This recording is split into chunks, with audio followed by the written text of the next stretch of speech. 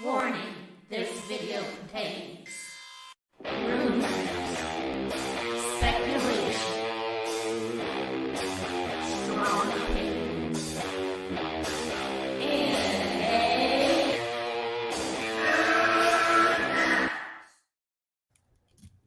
Welcome, everyone. We got a special episode tonight. I got my pal, Preston Polder. Yes, he's still my pal.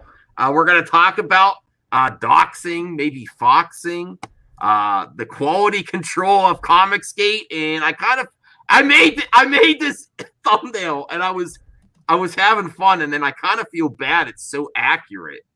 Look at these perks. If I had more time, I would put Stealing Solo on the windshield. Yeah, exactly. What else could I put? Red Rooster. Detective Dead. Yeah. Oh, yeah. We'll get to that too, I guess. And unfortunately, Preston's had another situation, and I am going to address his accusations about him doing certain things as well. We'll get to that. Right. Can you bring it? Is it possible to bring us a little bit up to speed? Because I don't know everything that happened with the most recent thing. So you're gonna have to find. All right. So on the last week, and like so much stuff happened the last week, like I'm gonna have to do like supplemental episodes to my regular series. Last week in Comicsgate, which you can check over my YouTube channel at PocketJacksComics.com. Pocket Jacks Comics. Sorry, YouTube/PocketJacksComics. But so in the last week, all right. So we had Mandy Summers, who is you're familiar with her, right?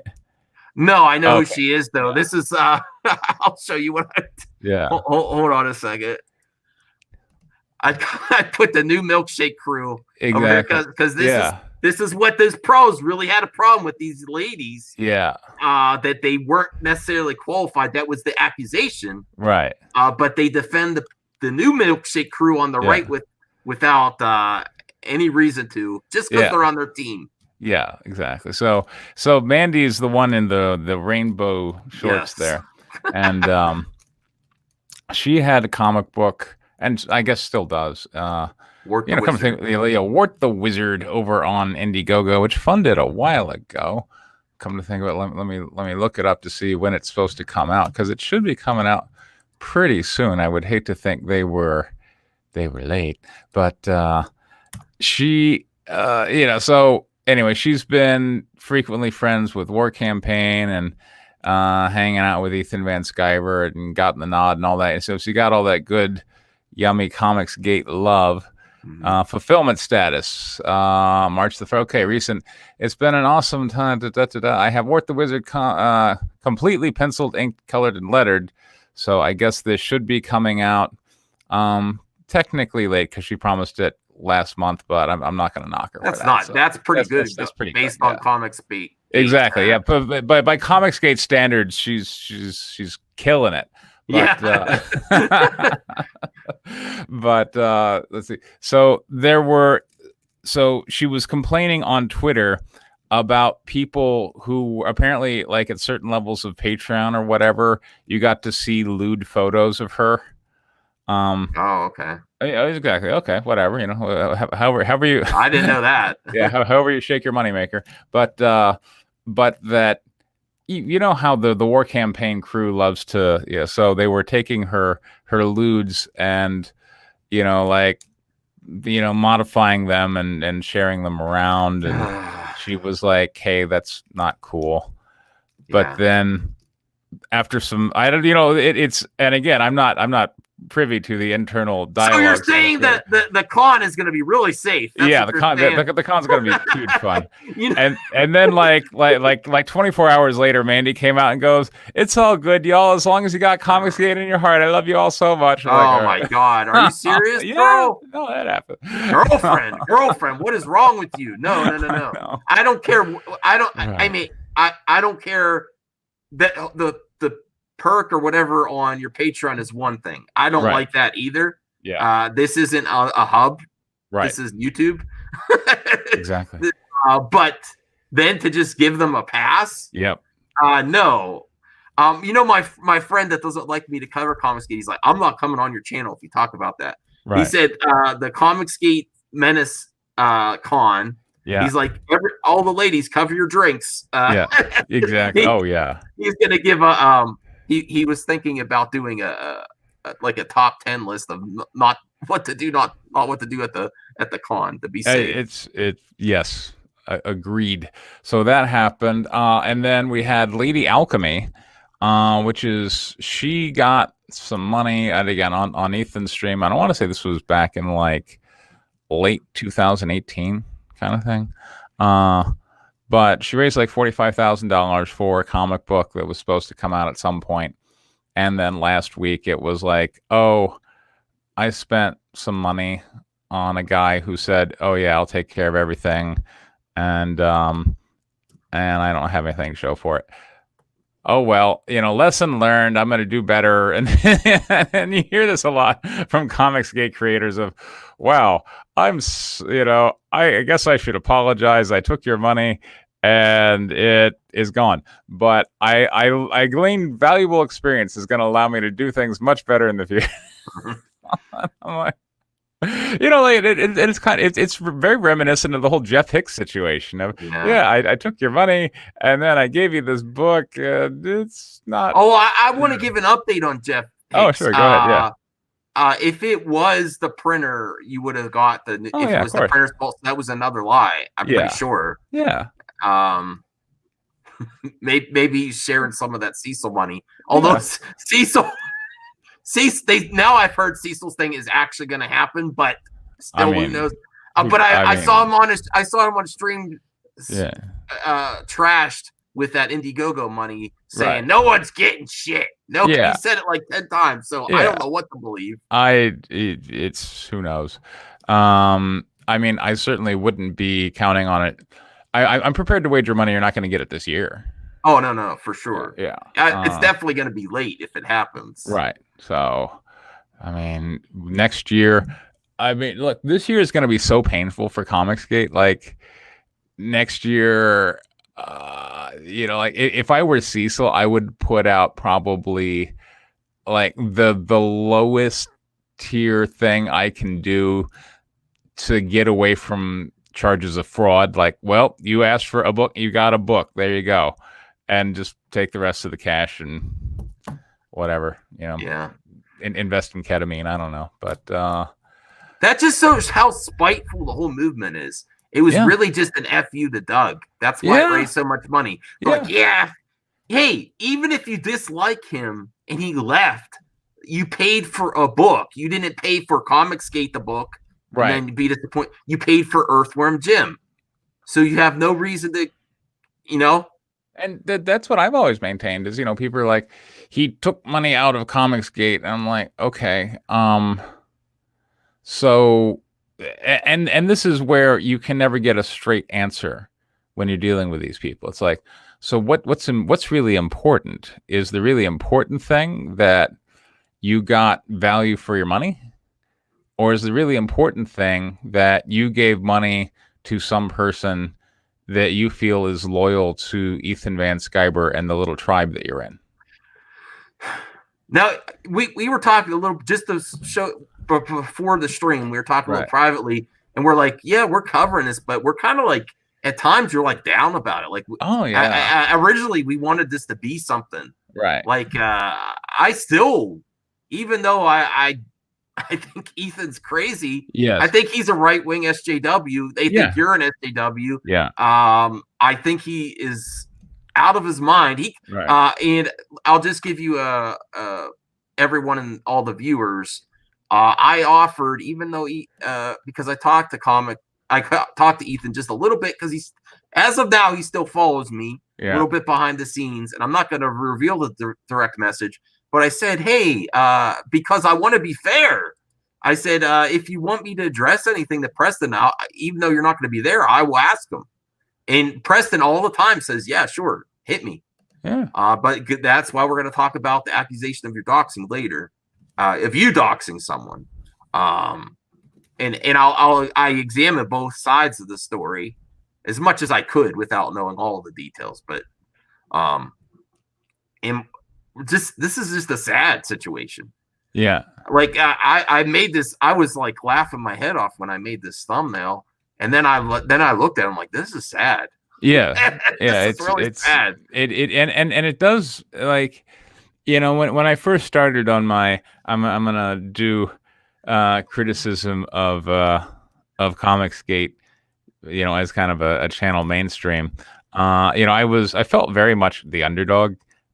You know, like I at that point had like 150 subscribers on my little channel, and you know, like I'm going up against, you know, like Ethan, who had over, you know, 100,000, and you know, like everybody else in that circle had, you know, certainly a whole bunch of, and some very rabid, rather abusive fans. But you know, as I've waded into it, you know, there are certain other like minor YouTubers in the Comicsgate Circle, and initially I was just engaging all of them, but one of them actually ended up saying, like, you know, you're punching down, because at this point I now had more subs than he did, and I certainly had like a bigger you know, and certainly more active Twitter following than he did. And so I'm like, you know what, you're right, I should probably just leave you alone. You know, you want to go make videos that say I'm a bad person, okay, go ahead. And you know, it's kind of one of those things of, oh, I've cleared this level. But you know, like looking up to the big guys, you know, I've kind of expected, like, okay, it's grand showdown thing, but instead it's like, you know, like there's not even enough there to really feel like I'm in an oppositional contest. Like these people they're destroying themselves, and the people around them. I was gonna tell you, Preston, you don't really have to do much. No, I don't. Yeah, just document it. Yeah, like I know you. I kind of have my suspicions that you even said the things just to trigger them. Like, what are you gonna really do to platform them? Exactly. Yeah, I think you just did it to get under their skin, like they did everyone else's. And I already know what they're gonna say. I'm like, you know, if I go along the line, you know, like, look, and people are like, deplatforming is such an ugly, dirty thing. I'm like, look, if I go to the gym to work out, like 24-hour fitness or something, and I see a cute girl and I take her picture on my phone, and then I go home and Photoshop it with a bunch of dicks, and then I come back and I just plaster it all over the gym, guess what? They're going to throw me out, and I will never be allowed back, right? I will have been deplatformed from the gym. Right. So the idea that you rightfully so. Yeah, rightfully so, right? And the idea that you should just be able to do whatever the hell you feel like on Twitter and YouTube, regardless of whether it, that's all. I've been following these movements, and the Phantom Menace both started from Ethan. Right. And that's basically all I get. I'm the one person that tried. You've tried to work with them too at the beginning. Yeah. So I've tried to work with. They call me anti now. Right. I'm not anti. I'm just anti-asshole. Right. If you're on the left or the right, whatever. But I've actually tried to work with them, and then their big go-to thing is, don't call us racist, sexist, homophobic. Right. And I didn't. And I said, okay, what else do you have to say? In like 2 to 3 years of this, there's nothing else to say except just don't call us that and let us do whatever the hell we want. Exactly. Yeah. That's all it's about. And if it was about quality, then we wouldn't have this problem. No. So I mean, if they would have, maybe they didn't like you personally, you didn't click in their click. Who cares? If you're a guy that delivers comics and you want to be involved and you have ideas, let's go down to the basics. Okay. DC and Marvel, Comicsgate, it started because they didn't listen to the consumers. Right. And they even mock their consumers. Sure. And no, they don't want to listen to criticism at all. Okay. So that's exactly what we have with Comicsgate now. They're not embracing their critics. Right. I mean, I would say that the 2016 election was, like, historically, I mean, we're probably never going to see another election like that again. Like, I never saw an election like that where, you know, like in every other presidential election I'd been in, you know who was going to win long before, you know, the polls opened.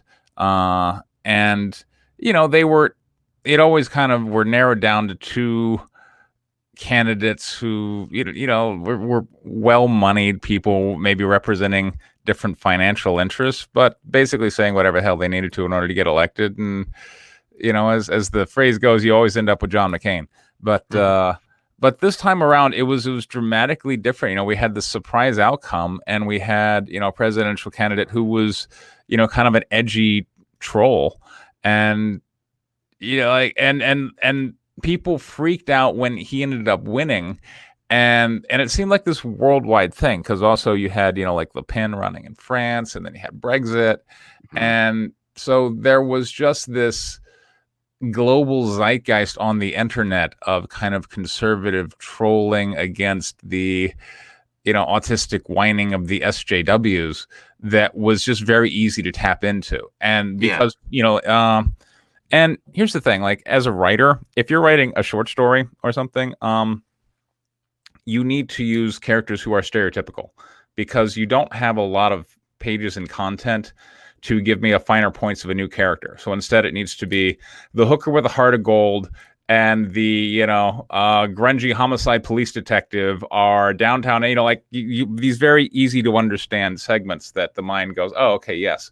And Comicsgate was able to kind of do that. They're able to go, we're edgy, right wing, kind of a little bit alt-righty, but not too bad.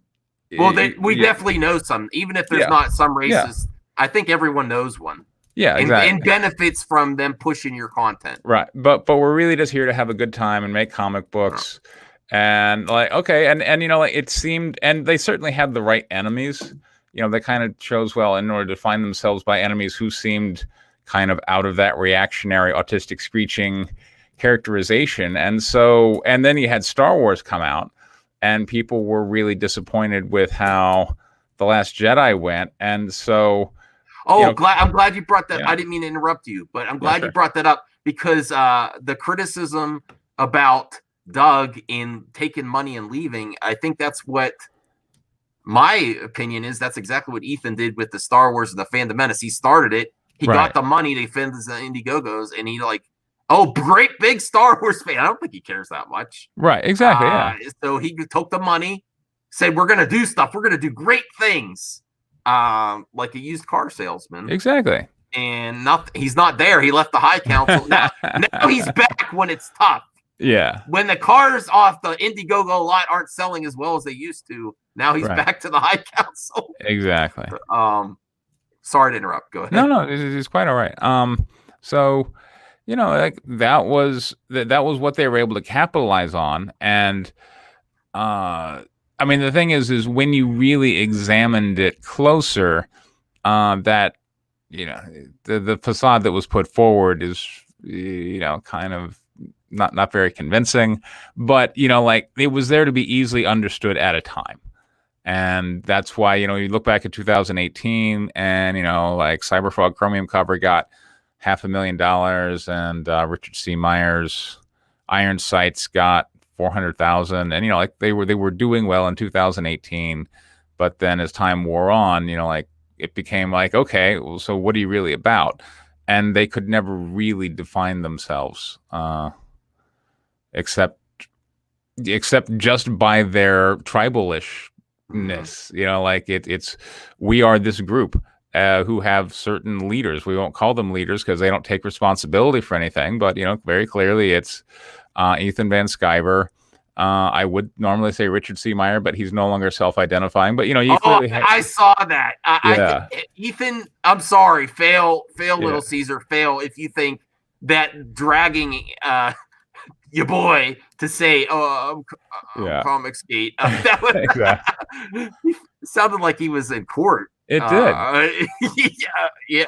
He only did it because the guy stood by him when he did that famous, dumpster comment. Yeah, exactly. So, and you had, in 2018, you had Doug TenNapel and Mike S. Miller, but they're not in it anymore.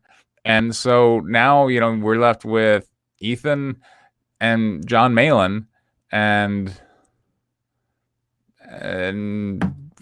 who else should I really know about in that group in terms of, somebody who's a name in comic books? And Well, maybe Todd McFarlane will join. Yeah, exactly. And now, like today on Twitter, like John Malin was putting out there, like, "Hey, Sean Gordon Murphy, when are you going to call yourself Comicsgate?" I'm like, no one in their right. No one. Yeah. No. Oh, Lunga wants to come on. Okay. Oh, sure. Yeah, go ahead.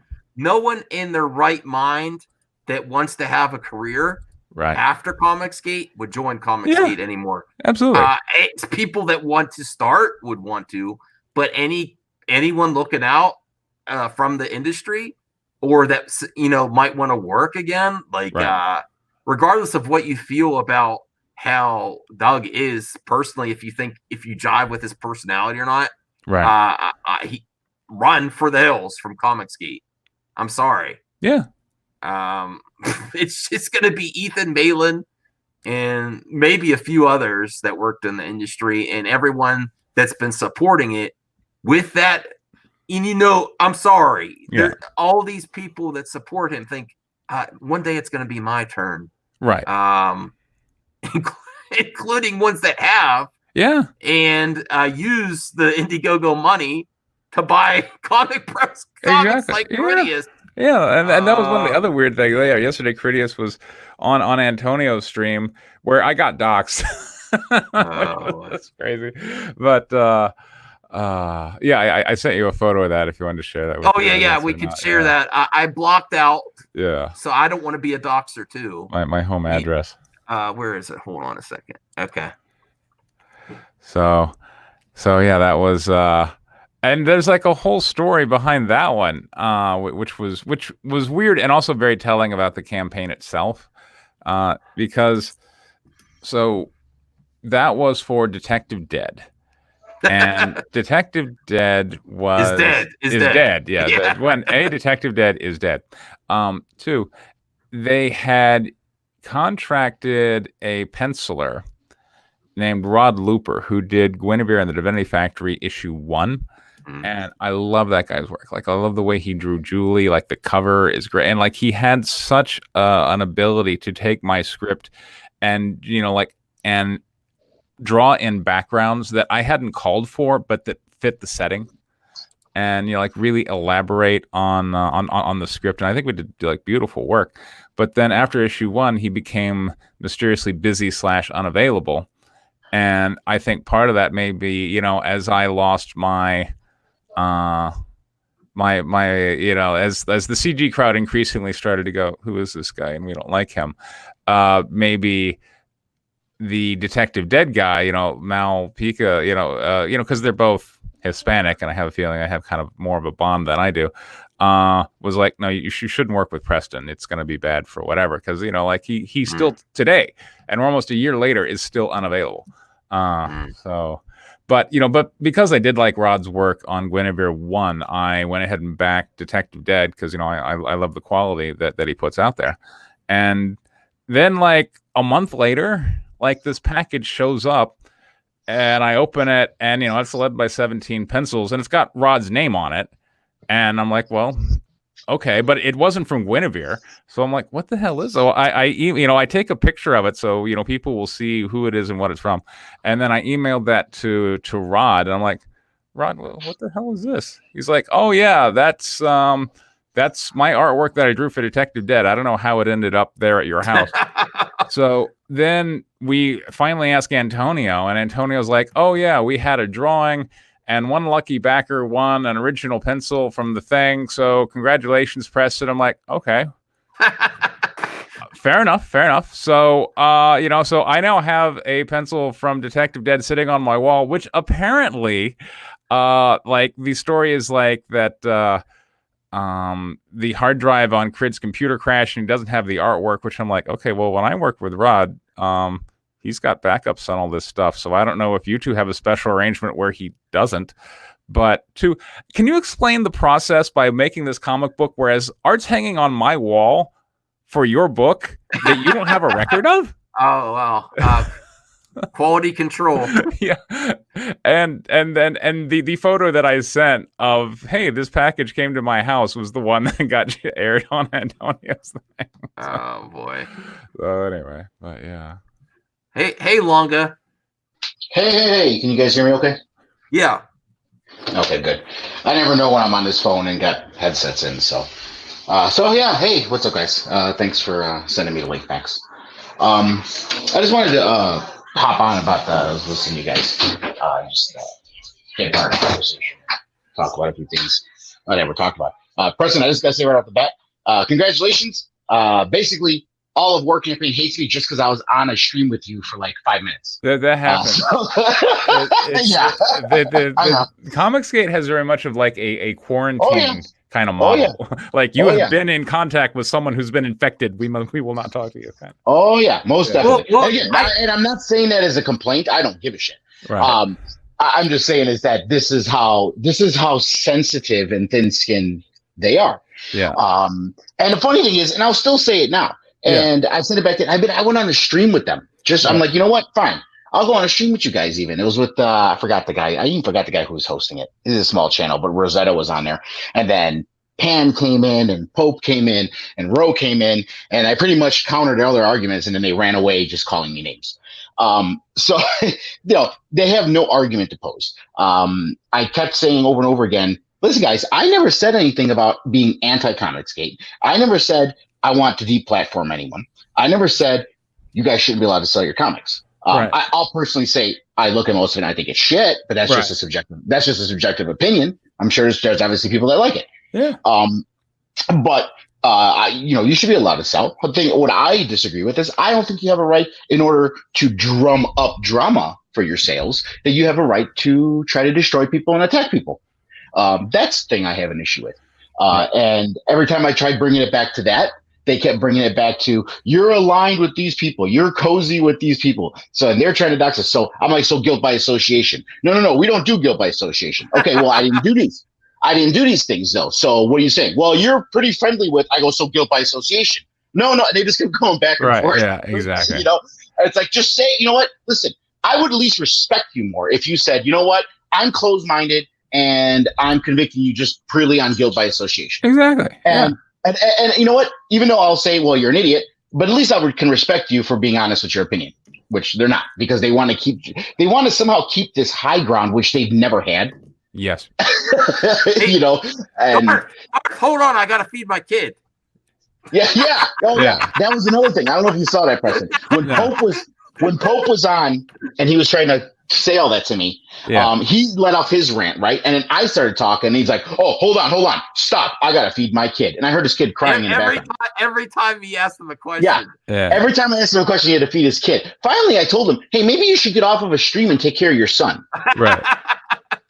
Don't tell me what to do with my kid. I go, you're the one that brought him up. Exactly. I didn't bring him up. You did. I heard him crying in the background. I didn't say nothing. You're the one that brought him up. And if you're saying, you're telling me to hold on because you have to feed your kid, I'm telling you, hey, go feed your kid. You don't have to be on the stream. And you got all offended by that. And the upshot on the whole Detective Dead thing, though, when he was over on Antonio Bryce's stream yesterday, was I had offered to buy the Detective Dead IP because like look, I love Rod's work, and this might be a way to get him back on Guinevere, as if I bought out his contract. And I'm like, well, looks like you're working for me, if you like it or not. But I just inquired, like, hey, Mr. Malpica, and I already had his email in my thing because I talked to him earlier. But I did have some other emails, but whatever. That freaked him out. But I'm like, I saw the announcement that you're more or less abandoning the project. I'll buy it from you, and give me the backer info, and I'll see what I can work out and get these people something for their money that they spent. And so on the Antonio stream, they're both named. Sorry to interrupt you. I've been seeing some stuff on Twitter today about someone going into deep problems. Is this the same guy you're talking about? Yeah. Crit? Yeah, Crid. Yeah, exactly. Okay. So, so he went on, Antonio Bryce's stream and was basically like, people gave me money, mistakes were made. But Sounds what? Familiar. Yeah, but you know what you should really be concerned about? That Preston guy, he was trying to get the backer information, and who knows, he was probably going to start a doxing farm. He was going to dox War Campaign. He's up to no, so it became I screwed up. But you know what we really need to concern ourselves with? That damn Preston Polder, man. He was This is exactly what I was saying earlier. They, and I said this a long time ago. I said this when I first started my YouTubing.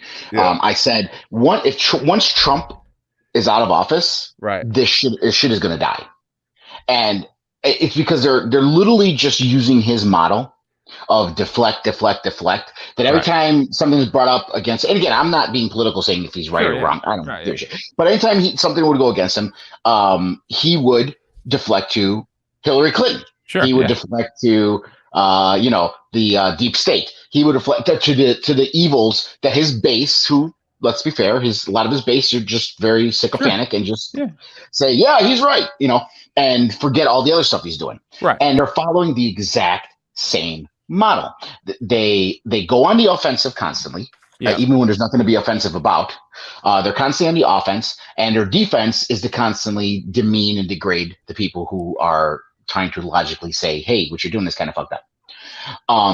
So that's their model. I'm still trying to catch Preston in a lie. I don't know anything was lied about yet. Yeah. And, I mean, there's some controversy. By the way, my only caveat would be that those are not phenomenon that are isolated to the right wing or no. It's on both sides too. Yeah, the Democrats do the same thing. Yeah. I'm just saying Trump has brought it to a new level.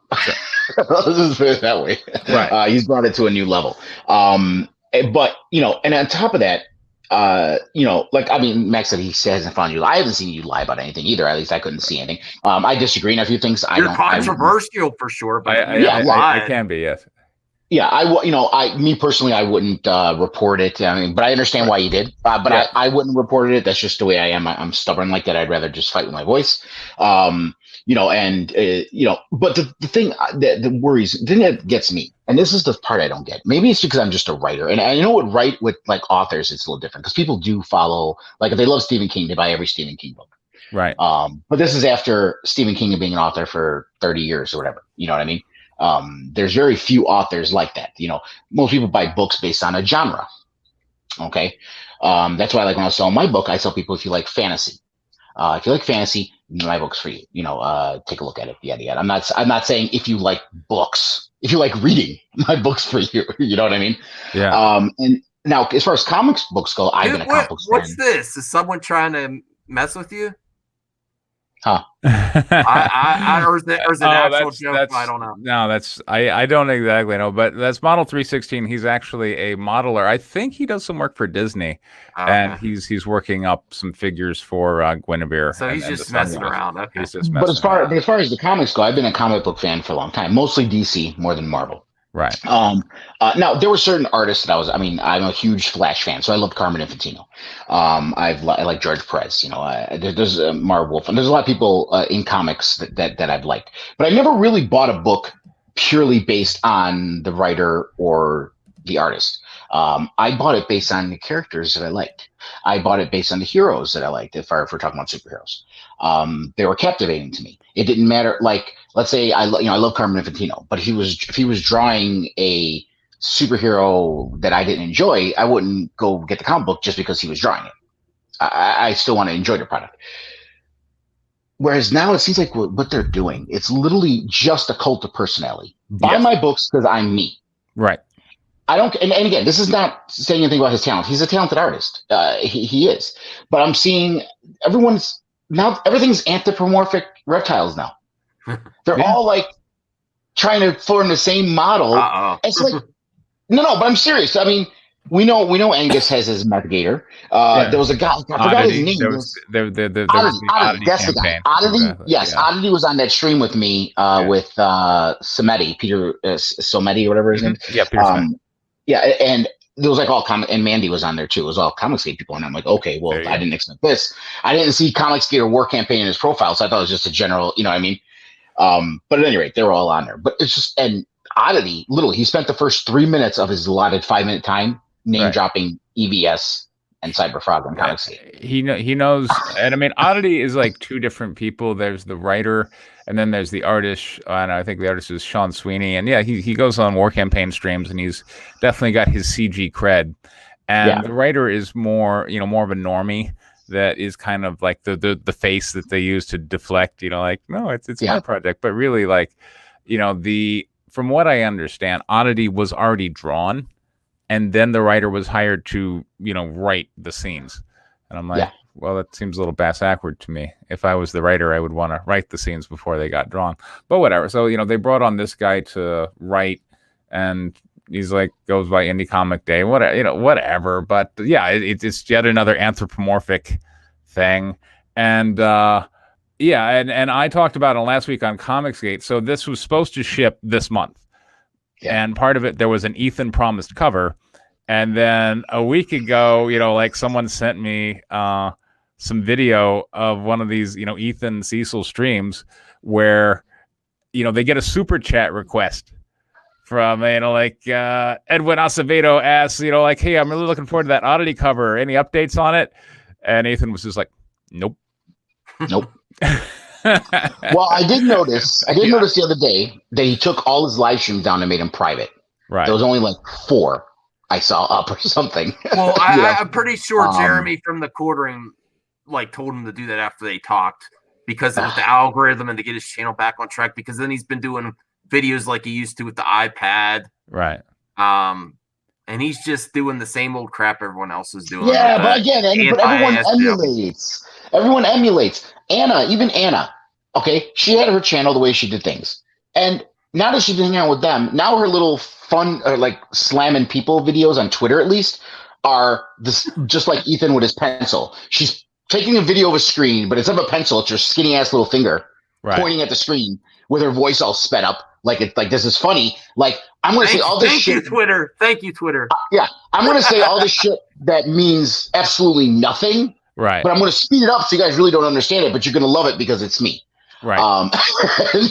That's what I've been saying. She's indoctrinated into the cult. Yeah. She's a young woman. I feel bad for her. People say. I don't say what you say, Max. I don't say thank you, Twitter. Because to be honest, her tweet, she didn't deserve to be banned for that. She didn't do anything wrong. I don't really think. I don't care. I don't care. I know you don't. If you get banned from Twitter, take a week off. I know you don't. It's part of the problem. Well, here's the thing. She doesn't even have to stay banned. All they told her, if you delete the tweet, you're back. But she's taking. Yeah, she's taking this. But she's taking a stand. Jeremy's texting her behind the scene. Don't take it down. We can use this. Right. We stand with Anna. Yeah. Right. So these are attacking our business. Yeah. We can't be on the internet. Oh no. That's all she's got to do, because she's taking a stand so they can monopolize it. Okay. I didn't know that part. Yeah. So me, if I wanted to, if I said something, now I'm big on principle too. I'm that kind of stubborn guy that says, no, I'm not doing it. But you know what? If it's gonna hurt my business or hurt my things, I'm like, fuck it, whatever. I'm just gonna delete it and just move on. And I don't give a fuck. But it's not, because she doesn't have to worry about it, because she has Jeremy and other people now monopolizing this, and they're hoping, oh, you know what? We could keep you off of Twitter for a little while because of the shit, but then when you come back, you're gonna get more subs now because of it. So, that's what they're doing. It's a game. It's all a fucking game. I'd like to know, speaking of that Twit girl, Twit world problems. Gail Simone, she contributed to Dog Pal. Everyone at Comicsgate was on Gail's, and I'm not a fan of Gail Simone, but still, that's not respect people and other creators, even if you disagree with them. That was disgusting. I haven't even seen any of that. I know they're going to the name calling again, which they do for everybody. So, my opinion is they're basing everything on these comic pros that left. That who knows for real. I'm not saying they haven't been kicked out of the industry because they're right wing, but who knows if it's because of that or bad behavior? Because all we see is the bad behavior and spin and propaganda. Do you want my theory? Sure, go ahead. If you want to boil it down to the complete, chemistry experiment where you boil out all the liquids and all you left is the solids left, they can say, I was kicked out because I'm right wing. Okay, but when you fill that liquid back up and you stir up all the components, okay, you were kicked out because you're right wing and you couldn't keep your mouth shut about your politics in the office, and you constantly berated people about your politics, and you didn't understand how to co-work with other people to the point that you felt personally attacked all the time, just like HGWs do, and had to rail on people about your politics and saying, I'm going to do whatever the fuck I want. And then you got fired. So that's my theory on what happened. So if you boil it down, yeah, it's because they're right wing. But here's the thing. I know me in my office, no matter what my politics are, what I do, I don't talk about it. I don't even talk about it. Because you know why? You're supposed to keep that shit out of the workplace. Just like, when they say, don't talk about. To be fair, devil's advocate, the argument is that left people on the left are able to talk about in the office. People on the right are not able to. Right. And how do you combat that? By being louder about your politics, or about going to HR and saying, hey, this is political, it really shouldn't be at the office? Okay. So, well, I mean, now we're kind of beyond an office setting when it comes to Comicsgate. I mean, that's more or less the way they've defined it, is that they are no longer in the industry, and they're proud rebel rock stars out there just wowing everybody, and they would never go back because it's so much better here and all that good jazz. But to follow up on the oddity story, by the way, so I was having fun with that clip of Ethan just saying, nope, like, screw your cover update. I don't care if it's due. And then, of course, Sean Sweeney with the Oddity Crew was like, Preston said that our book is shit, therefore you should back it. And apparently, I got to thank you, DM, from them, like, thanks for saying that, because no more people are back. Like, dude, if it takes me to say something for you people to back you, then I'm happy to serve, I suppose. But after there was, me poking fun at it, then Ethan, like, here's my contribution to your cover.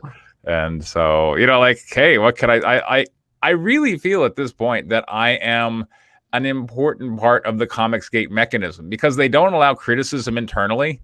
So it's like, but I am, nevertheless, they're focused on me.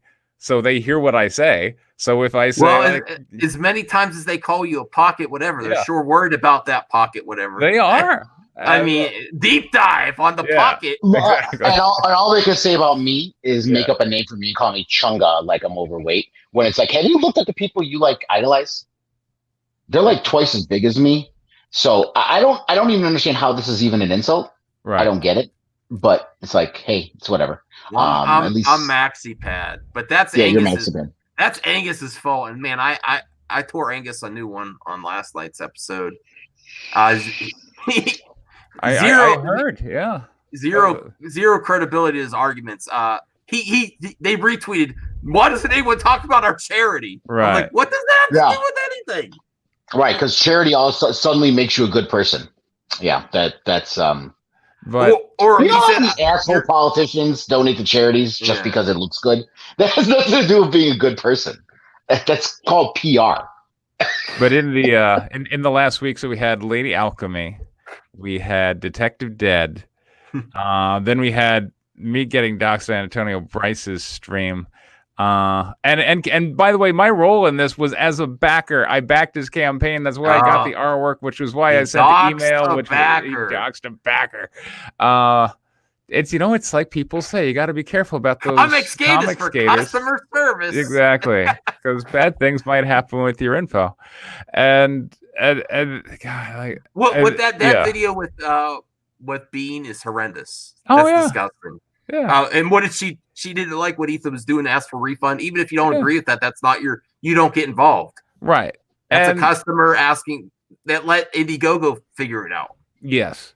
So, it's things have gotten so bad that Jack Straw, whom I have poked fun of many a time, both on Twitter and on YouTube, because he posted this picture of like 60 or something, like Ethan, I called it his little Ethan shrine, like everything that Ethan has had ever done, this guy owned all the different versions of Cyberfrog and all that. And he's like, look at my Ethan shrine. But like Jack Straw, this wasn't Critias with his Indiegogo funds. No. Okay. Oh yeah. But Critias, by the way, and going into Antonio, had posted to Twitter like all of these Comicsgate books he bought. Like, here's where some of the money went. Like, I know that that's supposed to be a virtue signal. Like, hey, I'm part of you guys, but that doesn't.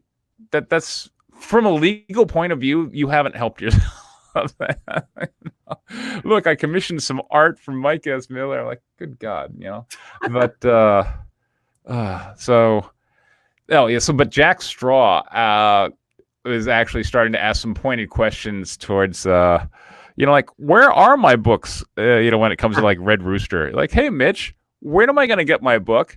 Hey, Ravage Claws Out guy John Dean Anderson, like, when am I going to get this book? It's there's so many campaigns from 2018 that are just there. Well, is it possible when you start the Indiegogo, do they get is like some types of companies do?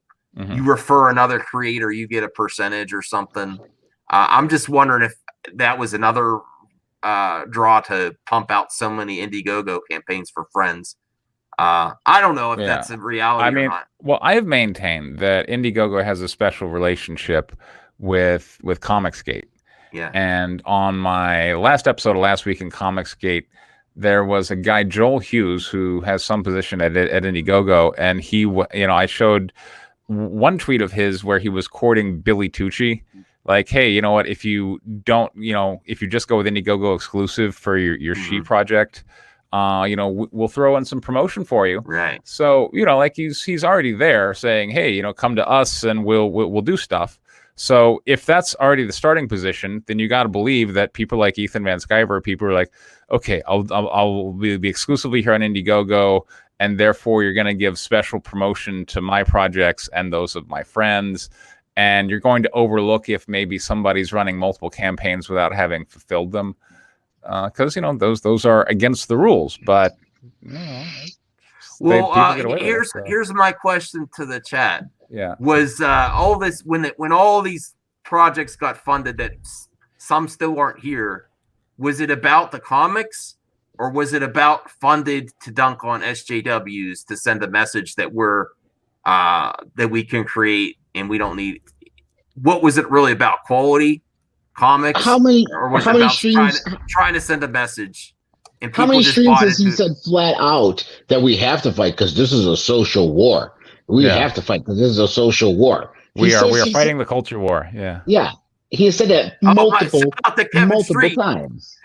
Fighting the culture war with dildos and memes. Yeah. Oh, grown men. He said grown men fighting the culture war with dildos and memes. and he's very consistent, like that, in falling back to that position when he's cornered. Like he'll sit there and deflect and attack and deflect and attack. And then when you finally wrestle him down and be like, like, Ethan, you have supported and platformed a number of people whose projects cannot be called quality under any definition. And his ultimate fallback is, well, I'm fighting a culture war and these are my soldiers. I'm like, his Centurions. Yeah. My other theory is blame war campaign was put right out the front just so you don't blame Ethan. Blame war campaign. Blame war campaign. Blame war campaign. Yeah. No, that's what they're there for. Yeah. So. There's definitely a connection because he was white knighting for them on Twitter against me the other day. He's like, stop whining about war campaign. Yeah. I said, whining? What isn't that what Comicsgate Live has been for the past year? I don't. Here's the thing: he's in a pickle now. Okay, he's painting himself in a corner because if he tells them to stop and publicly ostracizes them, he will guaranteed lose a quarter to half of his subscribers and followers. Okay, if he ostracizes them, that's what will happen. So now he's stuck with them. The only thing you can do is maybe privately tell them, hey guys, chill out a little bit or back off a little bit or whatever. But even that can blow up in his face, especially with the way they are. Right. So, he's that leader who decided to play with weapons of mass destruction.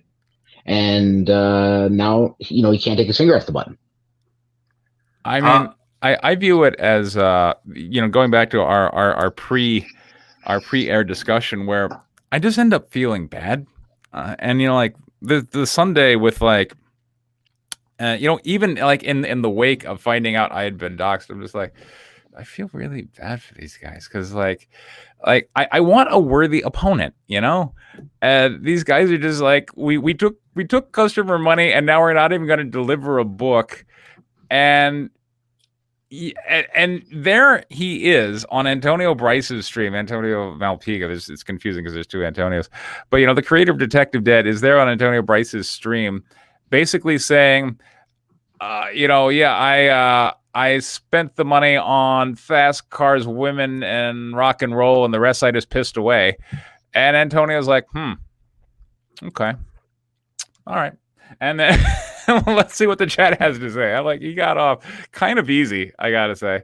And you know, and his message was continually like, yeah, mistakes were made, but that Preston guy, he's probably mysterious and up to no good. And like, okay, but this is so like there's no way this can work. You can't sit there and disappoint people repeatedly over and over again. When Jack Straw is asking where the hell are my books, you know you got problems.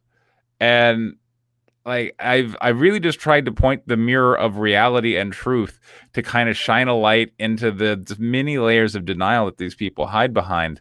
But I'm hoping maybe something might have gotten through, and like, because as soon as we start talking about what quality is, then we go, great, let's talk about quality. And then you have to go, okay, well, like what are you trying to hit? Are you trying to hit low cost? Or are you trying to hit like great artwork, great story, great delivery? You know, you have to define what your target is in terms of your product placement.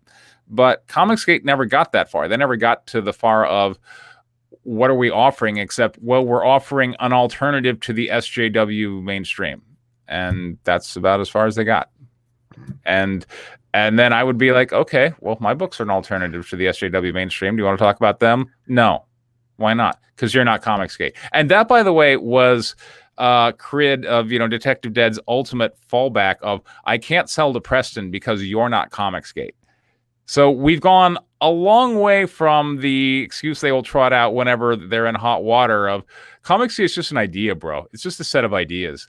To now, there is a very definitive group, and you're not in it, so we can't let you step in and clean up this mess because it would look bad or they wouldn't trust you or something. So, you know, it's clearly a group, and no one in the group can hold anyone accountable. So, but this is the stuff I don't even understand. When they say the whole point of it is you want an alternative to the mainstream because of identity politics or whatever. You know, when I look at, you know, people say, oh, we want how comic books used to be. Okay, let's say, I don't know, 80s, 90s even maybe. Okay, it was maybe in the mid 2000s when it started going a little haywire. But right. you know, 80s, 90s comic books, they were still fun. Now, but the stuff I see some of them putting out, you know, and again, this is not criticizing. I'm very liberal with content. You know, I don't. Sure, yeah. Nudity doesn't bother me. Profanity doesn't bother. You know, draw and do, create whatever you want.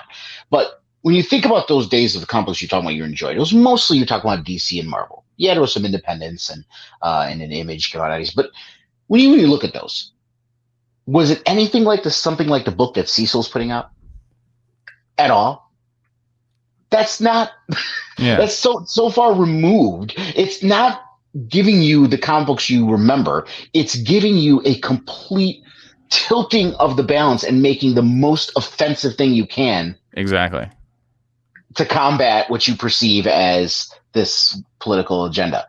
And it's like, but how about just make good stuff? Why is it got to be so hyperbolic, I guess is the question, you know? Right. It's just, what I'd like to do from each one of us is, because they call us the antis, well, at least me and Preston, and I'm not anti. I said, I'll buy your book. I just am kind of weary. Yeah, but Max, would you? Are you real? Are you?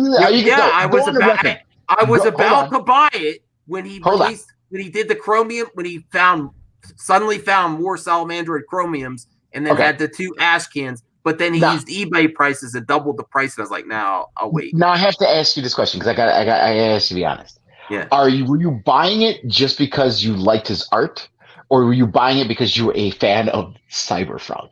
I've never read Cyberfrog before. I was interested. I think the art looks cool. Okay. I can appreciate that. But it's this is just the difference between you and me. I still want to buy it. There's a difference between you and me. I don't care how cool the art is. If the story, and again, maybe it's just my writer's mind. If the story or the premise is not interesting to me, the art could be the greatest artist in the world, and I'm not going to buy it. Just because it's like, unless you want to buy a piece of art and hang it on your wall, you know, that's fine. But because my point was because they call us the antis, and they're actually antis. They're anti-SJWs. They're anti. Mm-hmm. But what I was going to say is, what did the quarter pounder say? The quartering. I'll use the Quarter comic book. pounder. That's what they call. That's what the comic book guy calls them. He calls them. I don't like the punch. I don't want anyone to get punched, but he also calls them a punching bag. Well, you know what that's referring to, right? Yeah. Yeah. Okay. Yeah. Okay. The whole issue. But his tough love Comicsgate. So let's give advice to Comicsgate if they actually want to survive. Right. Because they always say we're against them. I think there are. Hey, I'll tell you the first thing. Right. Is the customer's always right? Is that's basically what happened? How Comicsgate started. No one's listening to the customer. We don't want this stuff in our comics. What is the number? Even if you disagree with War Campaign that they're problems, what is the number one problem of people when they talk about Comicsgate? War Campaign. Sure. So that's the first thing you get rid of, and then the second thing you do is when you because I'll tell you what, when this happens, it's all about getting funding and not any behind the scenes follow through with anything else. No. If you have someone on your Ethan is all image like a car salesman. This is going to be great. But when the stream ends, that's where the conversation ends. I don't think he helped. I mean, I'm not saying he should have the responsibility to help people, but if you start a newcomer and you say go fund their book, and then you're not like doing a little guidance. What are you doing to get this done right? Well, and like, if you look at, all right, so the Jeff Hicks situation, right? Yeah. He went and then, like they had the whole printer snafu. But if you look at just like the artwork in the book, like that artwork is not good. Yeah. And the whole thing seemed half-assed. I think that's why he left the High Council, because that was right before it released. He's like, I'm distancing myself. But you got to think, if Ethan had Jeff over for Thanksgiving and whatnot, and they're kind of tight doing the weeklies, don't you think at some point over the course of a year plus, Jeff would be like, "Hey, Ethan, do you know any printers?" They were too busy burning another Last Jedi Blu-ray. They bullshit all that because, and sorry to bring up Angus, I consider him a friend. Okay, he doesn't talk to me anymore, and it's because I know I'm not in real private conversations, but private conversations, I saw some stuff that's like, dude, you really believe this shit, don't you? And it's like that's kind of bothered me. But here's the thing: when I first started this, and I was talking about stealing Solo because I made a video about stealing Solo.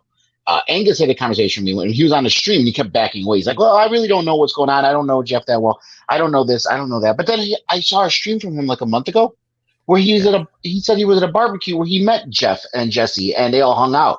Yeah. And it's like, well, I thought you didn't know him that well. You not only did you not know him, you met the man in person. So you're kind of, you don't want to give the bad press. So you just give the easy answer of, well, I don't know this is, the plausible deniability route. But that's the kind of stuff that they got to keep it churning. And my other question is like, how about this? Why not let the books speak for themselves? Absolutely. How about let the books speak for themselves? Has any of these supposed SJWs or anti-CGs now, which is the new thing, because the SJWs are gone. There's no more SJWs for them because they all blocked them. Yeah. But have any of them at all attacked the books? No. They're attacking the way the people act on social media and the way they act on YouTube and the way they treat other people. It is nothing about the books. So the old thing would have been SJWs a long time ago would have been like, you can't put that kind of stuff in comics. It's racist. It's sexist. This and that. No one's saying that about the comic books. Right. So just let the comic books sell for them. Let them speak for themselves. If they're good, people will buy them. And why do you have to have this culture war? Why is it even necessary? You see, but the thing is, you just answered your own question. Yeah. If they're good, people will buy them. Why do you have to have all this? Yeah. Because they're not good. I know. That's what I mean. I pose it as a rhetorical question. Yeah, I mean, if it was about quality, they would have. Hey, Preston delivers. They would have been. They would, even if they didn't like him. They're like, you know what? He's a creator. He's delivering. Let's talk to him at least. Yeah. Or keep Doug. Even if you don't like Doug, say, you know what? Maybe we need to respect creators that we don't agree with, so we can keep this ship on course. Because if Doug was there, if War Campaign was not, then maybe Todd McFarlane might say, hey, these group of people are really getting stuff done. Let me join. But what pro would want to go anywhere near this Titanic sinking ship? Well, that's just it. They're selling dreams because a good amount. And you know what? I do not want to discourage people for chasing their dreams. Always chase your dreams, okay? But that doesn't mean you have the talent to succeed.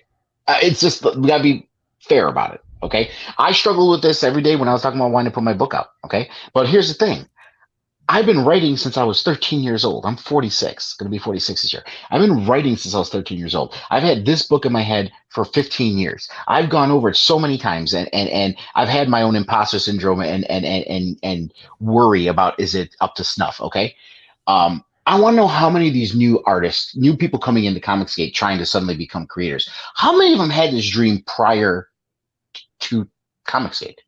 Let's put it that way. You know, how many of them, this has like been a lifelong dream of theirs? You know, I think to me, it feels like a lot of them, it's like, hey, this is an easy way to make some money. Exactly. Yeah. He might have felt obligation from all those super chats he was getting. But had me on to talk about my yeah. project. But, you know, the other thing that happened last week with, you know, the Lady Alchemy book, you know, again, she was on Ethan's stream back in late 2018, got 45,000. And now she's like, oh, I gave $10,000 to this guy I thought was going to come up with something and I have nothing to show for it. I'm like, you know, shouldn't somebody who was making comic books that you knew be like, oh, here's how the industry works. You know, you're going to get this money here. Talk to these people. They're good. You know, they won't steer you wrong. But apparently like that, none of that ever happened. And you know, people keep coming forward with, well, mistakes were made, money's gone, sorry. And that just seems to be, you know, and again, the leadership of Comicsgate can never take responsibility. They're like, well, sorry about your luck. And here we are. It's sad, actually. I'm sad about it. Yeah. Oh boy. Yeah, I don't know. I'm not saying I'm not even sad about it because things like this, they'll self course correct. I don't think so. It'll self. I mean, I think the top people. I think the top will keep getting their Indiegogos funded. It'll go down little by little, but it's not going to be a real movement anymore. But here's the thing: if you have Ethan, Miller, whoever the other top guys, the top 3 or 4, let's say, okay, Malin, they're still going to sell they're going to sell their books, okay, sure. They're going to keep selling their books. Yes. That's fine, but it's not going to be this movement that they got going on. It's just going to be them as artists selling their books, and which is fine. You know, sell your books, make your money. Wish you all the success in the world. But you know, that's what's going to end is this environment and atmosphere they've created out of it just to fund the crowdfunding. Okay, that's what's going to end eventually. And just to fight SJWs ahead of quality because they're in Ouroboros right now. Okay, they ran out of SJW, so now they're eating their tail. And so when they ran out of SJWs, they needed to find villains. So they ostracized people that were part of the movement who said, hey, this is kind of crazy, guys. What are you doing? Oh, kick them out. Let's attack them now. Now that's our new enemy. Right. They always need something to keep funding the hamster wheel, to keep that thing spinning. And someone mentioned in the comments too, it's true. You have a good chunk of people who are always the same backers. The money is just recycling from one campaign to another. So it's not like they don't have Bianca, this, like, I said he could come on anytime. Yeah, they don't have these legions of people. I didn't ask Preston, no, but I didn't think he was. I didn't think he was actually going to come. So sure, yeah. Hey Bianca, go tell him. I don't care. He must come on. Let's come on. Yeah, but I'm sure I'm going to get. I mean, I got most of them muted. I didn't block them. I just muted them because I'm like, I need to see what's going on my Twitter for what I'm doing for my shit. I don't need to listen. I don't need to see all this. I said I would address because the one thing that keeps coming up about Preston is the doxing of the mailbox, the umbrella guy. That poor mailbox. A strong wind would have taken this out. Exactly. Is it my opinion? I researched both accusations of Preston's doxing and Rose doxing because there's been more doxing even recently. Yeah. Who doxed who? Who doxed who? But I looked at the video. You have to take into consideration the context of the video. Preston did use an image, an aerial view that I think the umbrella guy provided himself on another forum. Mm-hmm. So he kind of pointed at it. I don't know. It was they were certainly over there on Kiwi Farms. They had, but you know, this was like a picture of the house from like 500 right. feet. So And so, yeah, and you, in the context of your video, you were not saying to do anything with it. It was for an investigation, right. Well, because it's this house out in the country, like that has hardly any road access. So I'm like, how does this random, like SJW minded person get, down this isolated trail to knock over a mailbox in the middle of the day and no one sees this? This SJW. I call it possible foxing, fake doxing. Exactly. I mean, maybe I'm just old, but I kind of remember like kids like literally made like for fun. They would drive around in cars with a bat and knock down mailboxes. I thought this was just let's look at the tape. Yeah, it was like anything could have taken it, but I mean, it's not the same as someone showing up in person to an event. Well, to say sign a book. While we were out, now I don't want violence, and I hope this did not happen. That umbrella guy, but based on your video content, I kind of made an opinion. Yeah, because your video content's kind of garbage tier. Talking about but the thing that doesn't make sense is like all the evidence that like Preston would bring up about stuff that like, oh, it's all hearsay, but a broken mailbox, it's your followers, right? that's like, how about do your due diligence? And if they are, they should be found and prosecuted. Okay, whatever. But how about do the due diligence? I mean, how many mailboxes are knocked down all the time? It's like the way you justify. Well, he was also doing a campaign at the time, and he was at 10K subs, and then he jumped subs. And coming back to talking about the quartering was shilling for him. Like, oh, hey, this poor guy got his mailbox destroyed by SJWs. We got to give him money. And did those GoFundMes, even for $20 Jeremy, mailbox? That's different, but for the charging the guy that punched the quartering, did they actually go through with it, or did they just say, oh, we settled out we didn't go to court or anything? I don't know about that one. I believe there was a settlement. I believe. Okay, so they did use the funds. All right. Yeah. Okay. But there was a GoFundMe for a mailbox? I don't know if it was for a mailbox. I don't know if it's specifically for a mailbox or like, support that umbrella, whatever book. Oh, the littlest umbrella. Yeah, the littlest. If it really happened, I don't support that at all. But I have to be I have to be legit with my opinion. I think it's bogus. Yeah, but so I believe there were, and I don't follow Tug that closely, but there was certainly an Indiegogo for. There's not much there. Yeah, there was an Indiegogo for the littlest umbrella, and I believe there also was a GoFundMe for child something. Like he always tends to put his kid up front and be like, for the children, you should support me. And these SJWs attack the mailbox of my child. Please, so whatever. But, kid, wasn't it an SJW thing for do it for the children? I mean, that was an SJW. Always, so it's for the children. Listen, we're not making light of real doxing, but I mean, come on, this is the internet. People do. I mean, YouTubers too, regardless of Comicsgate, they do this kind of. I think Boogie998 was notorious for doing a fake thing. And other people have done this too on YouTube. So it's an epidemic for YouTubers to create fake drama. It's not just a Comicsgate thing. No. To get views, attention. Okay, so now the other thing. So we examined yours, Preston. Yes. I'm not like 100% for what you did, but for for a thorough investigation, it made sense to. Maybe you didn't need to use that exact image, but maybe you weren't even thinking that. I don't know. I mean, I don't see. I would be amazed if someone was able to infer a lot of extra information from this 500-foot aerial photo. Right. You have a fair point. Point. Now, get to your investigation about the horrendous activities of the war campaign and the road doxing with Crypto Comics. Now, what was the context of that video? All right, so that one was, and War Campaign tends to do this. They have someone go and befriend you in order to find out who you really are and get your info and all that stuff.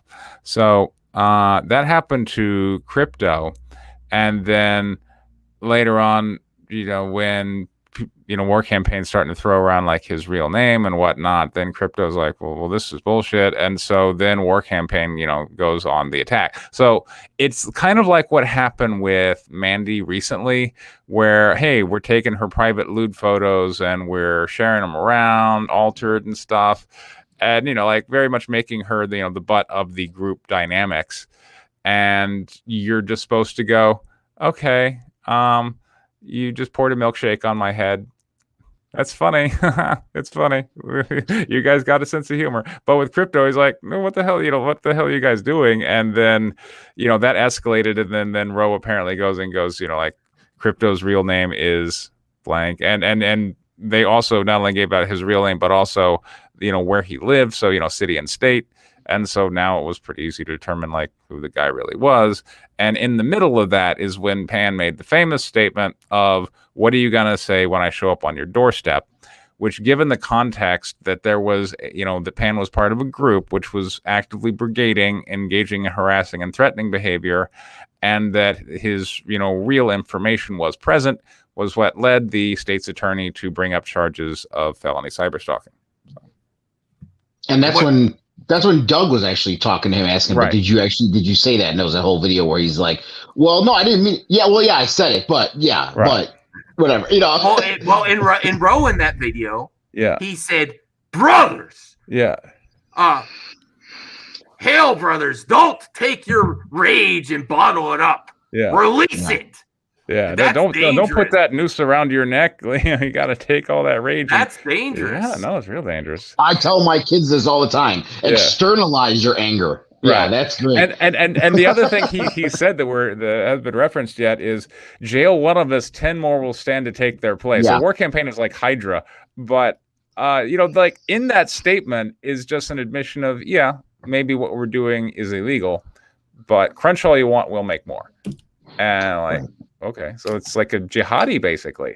But you see the hypocrisy. Like you were talking about Mandy. You're talking about Mandy, and they did all that stuff to her. And they did it because we know how they think about women. If women who do that, they consider them hoes and thoughts, and it's like, oh well. But she's still part of the group, so they're all cool with each other. Right. But Nerdette, who even though she has pictures of herself, is never on camera. Right.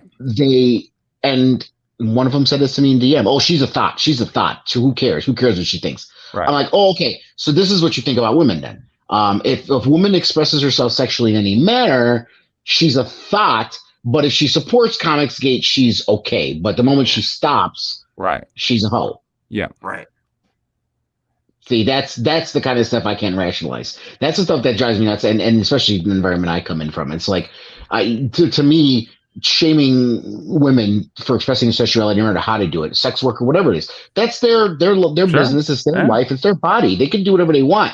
And if you want to ridicule them for it, I take exception to that. Now, again, we start seeing but it's pointed ridicule. If it's someone that you get along with, it's like, oh, we're just joking, we're having fun.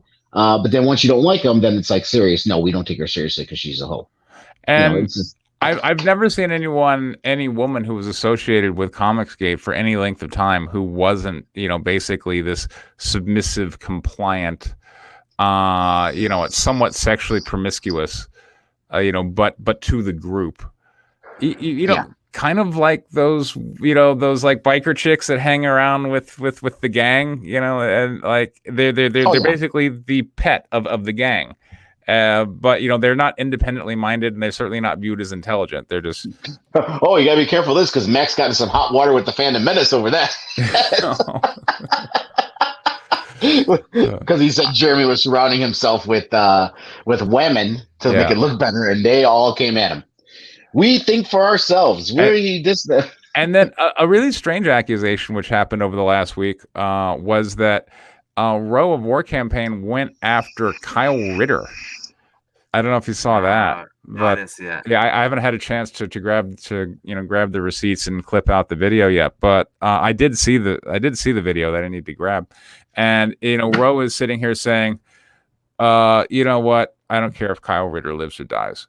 And like the other, Ro said that, and the other person was like, really? And then he's like, yeah, look, let me show you. First off, he's a thought.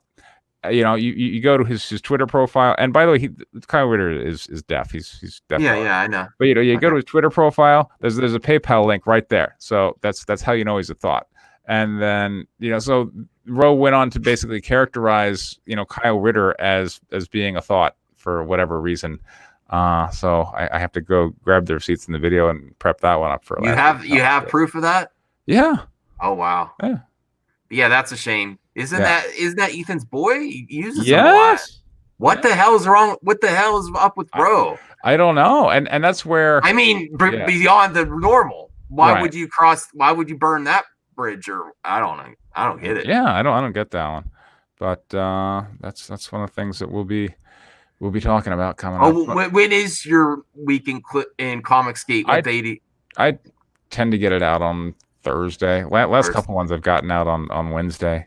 I got an enthusiastic email over the weekend. Is like, I love your stuff. It would be probably even better if you could put it out on weekends. And I'm like, well, I do cons a lot of weekends. Yeah. You know, during the midweek, you're getting closer to 1K subs. So I'm working on it, so. Monetize your haters. Exactly. Oh boy. What else to talk about? Oh, the Gail Simone. Yeah. What can you explain to me besides, because this is what Angus said to me. Sure, He's like, you don't even know about Gail Simone. I said, well, what I've known is he says that to me about everything. Everything I've brought up to Angus, you don't know. They have all this inside information on everyone. Right. Yeah. I said what I've known, and the arguments against her is that she brought in SJW politics to comics, and her writing's not good. And Ethan and your boy Zach do not like her working with her.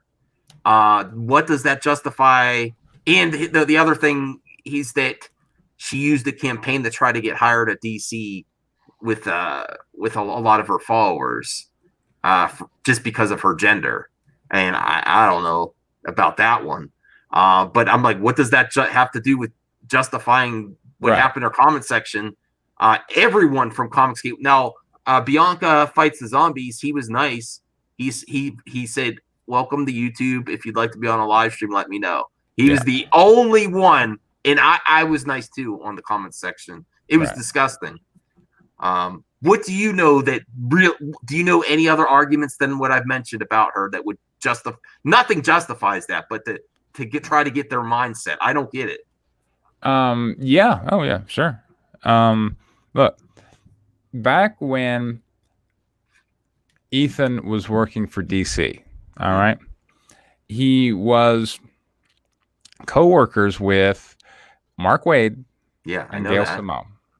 And if you go back and listen to like old videos, like there was one where like there was somebody who was selling artwork that wasn't theirs, and Ethan was all like, I'm taking this guy down. He was very much wrapping himself in moral outrage over getting this guy deplatformed out of a show.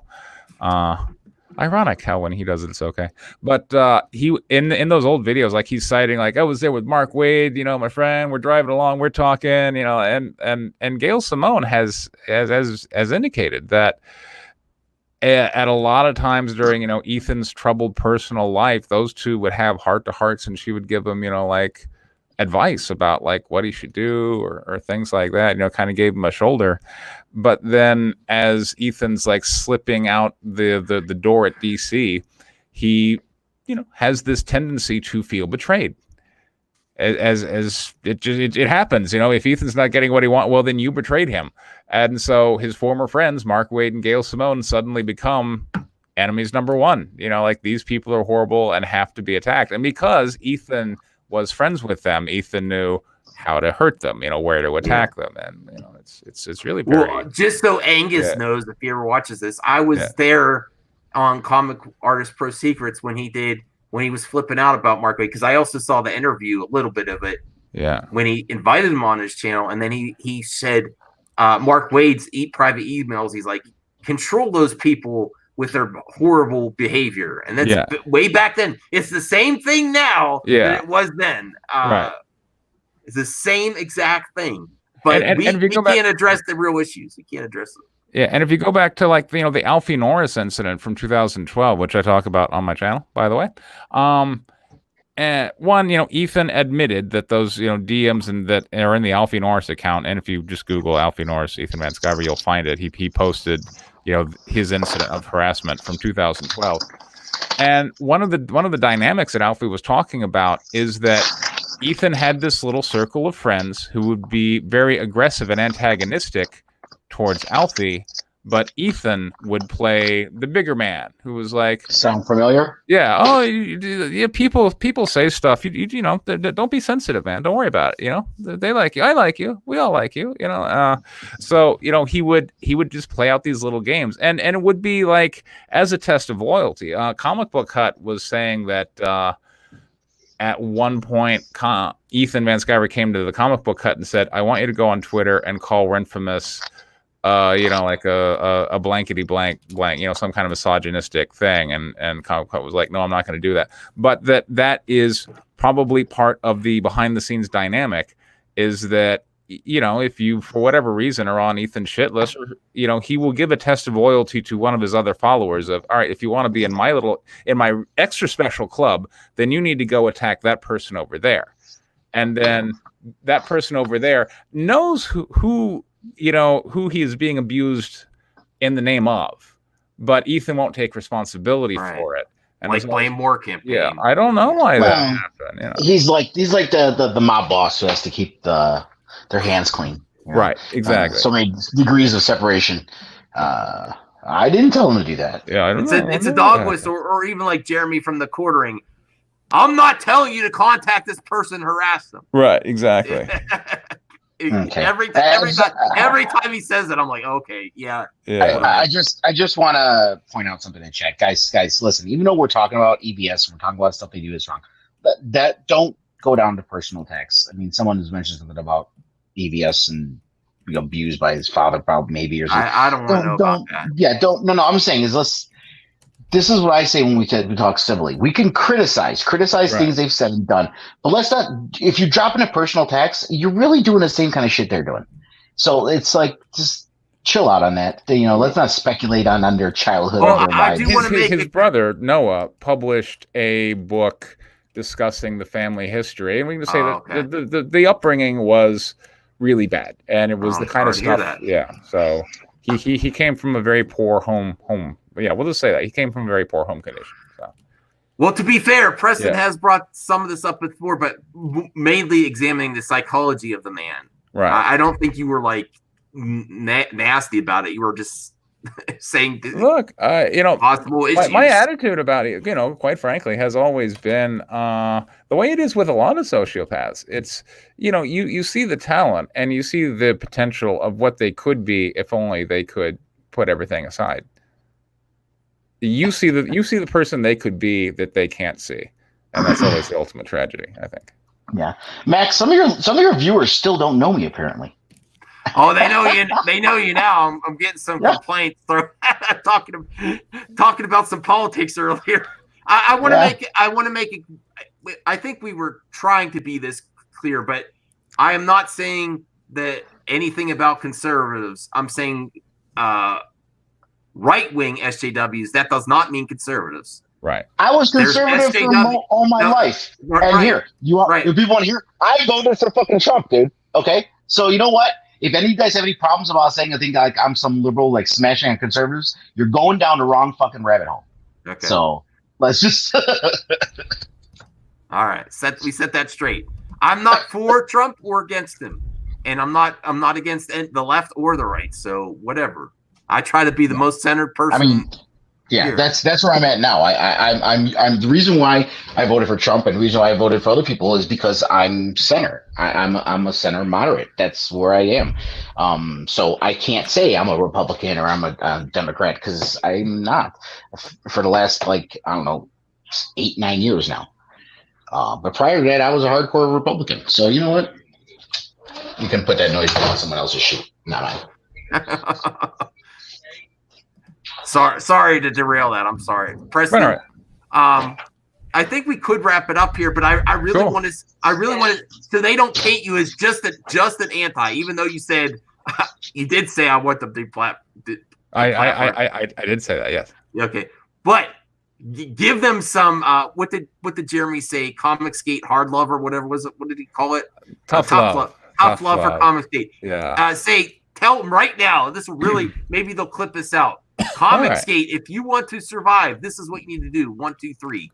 Give him 3. Give him advice. Look, we need to understand at the end of the day, I have fans that want to see me get on and talk shit about Comicsgate, and Comicsgate has fans that want to see them get on and talk about Preston. And I don't even begrudge them that, and you shouldn't begrudge me that either. But really, what we're aiming to do is to compete in the marketplace, which, has certain rules about, like using agents to go and harass your competitors or interfere in whether an artist is working on a project or whatnot. And really, even if you do use a lot of muscle just to bowl over me, it just proves that you can't compete in the marketplace against the very people you claim to be taking down. So at some point, you got to come down to brass tacks, put the crap aside and go, what are we here to do? And if it's make good comic books, then you can proceed to do that at some point. So that's really all I got to say. Get back to the comics and drop everything else, all the bull BS. Yeah. If you can't sell comic books without gay ops, then I'm sorry, you deserve to fail. All right. Lunga, do you have any advice for EVS and Comicsgate? Just make your books. That's it. Just make your books. Make your books. Make your money. Be successful.